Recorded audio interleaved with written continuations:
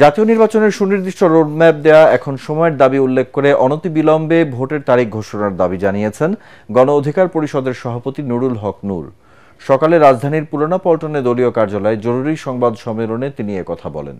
মানবিক করিডোরের নামে খাল কেটে কুমির আনা যাবে না বলেও হুঁশিয়ারি দেন নূর। তিনি বলেন, জুলাই বিপ্লবের মধ্য দিয়ে যে জাতীয় ঐক্য তৈরি হয়েছিল তা এই সরকারের কারণে ফাটল ধরেছে।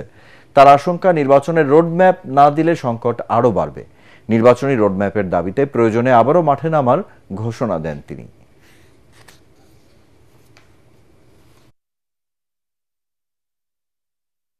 আমরা আমাদের দলের পক্ষ থেকে এর আগেই বলেছি, এই সংকটময় পরিস্থিতি মোকাবেলা করার জন্য জাতীয় সরকারের আদলে একটি অন্তর্বর্তীকালীন সরকার গঠন করার জন্য।